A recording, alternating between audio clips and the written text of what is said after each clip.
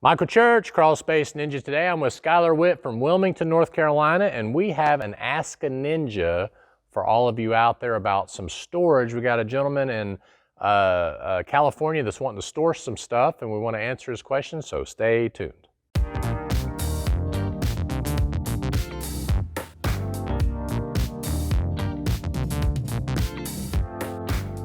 So if you're new to Crawl Space Ninja, we talk about everything related to crawl space encapsulation, what to store in crawl spaces, even indoor air quality. We hope you'll subscribe to our channel, ring that notifications bell, follow us on Facebook, and make sure you check out our DIY store and our franchise opportunity.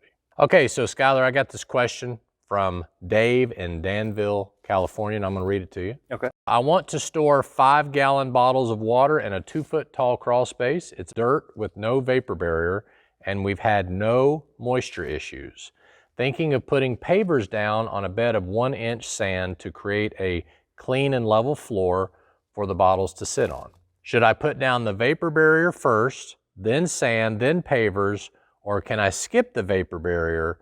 And also, should I insulate the foundation walls? Any suggestions? Well, Dave, thank you for your question. A lot of people in eastern North Carolina, Wilmington, Hampstead, even down to Southport, there's a lot of sand and people with similar questions. So I appreciate you asking. I'd say that the first thing that we want to talk about is taking care of your home if you're doing any work down there. Right. And you specifically, Dave, asked about insulation. So in the insulation arena, when we're talking about a crawl space, the first thing you want to think about is yes, insulating your walls, because the goal is to protect your foundation, the girders, the sisters, and the wood that makes up your floor. Right. When that fiberglass insulation is in the floors, it's preventing the wood from being exposed to the dehumidification and really controlling the indoor air quality. So wall insulation is definitely, Dave, the way to go and what you should do.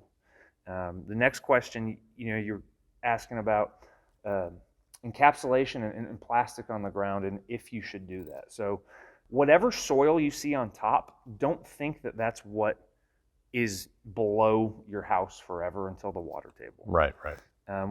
We actually see in Wilmington a lot, you see sand on top and you think, oh great, I got great drainage going on. And then you have clay or dirt or something below it, and people they don't have the drainage that they want. Right. Because it hits that clay and then it stops. Right. Yep. It bubbles back up. Right. So when you insulate your walls, you're going to want to encapsulate, because that's going to turn your entire crawl space into an insulation bubble for the home.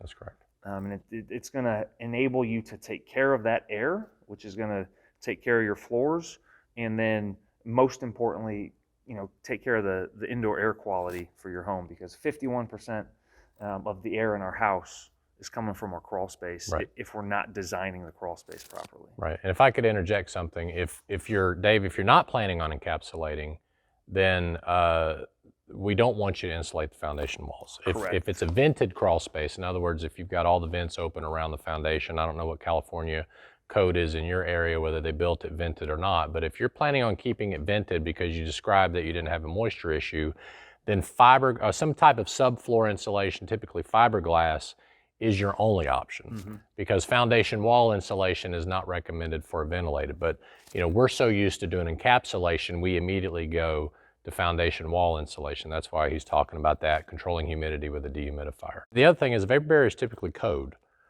Okay, whether it's a ventilated crawl space or an encapsulated crawl space, the builder, if they were building your home today, they would automatically throw down some type of plastic. So we feel like that is important. But should he put the sand and level and all that on top of the plastic, or should that be underneath, or a combination? What do you think about that? Yeah, when you lay down a vapor barrier, if you wanted to put sand down to maybe protect the vapor barrier to level out the floors, that would be wise. But putting things on top of the vapor barrier like dirt, sand, etc., would not be advised, because it's just going to make it look dirty. Right, especially a paver that's probably made of concrete. If you throw a paver on top of that plastic, if you're going to put something on the plastic, we would recommend like a dimple underlayment on top of the plastic and then that paver.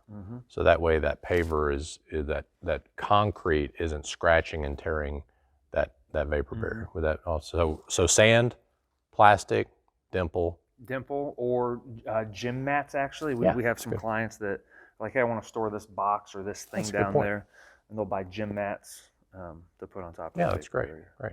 Well, Dave, we hope that helps you out, and appreciate Skylar. He's here in Knoxville doing some training, so appreciate you, Skylar, Yeah, thank you, being on the Michael. video, and we hope you make it a happy and blessed day, and we'll see you later.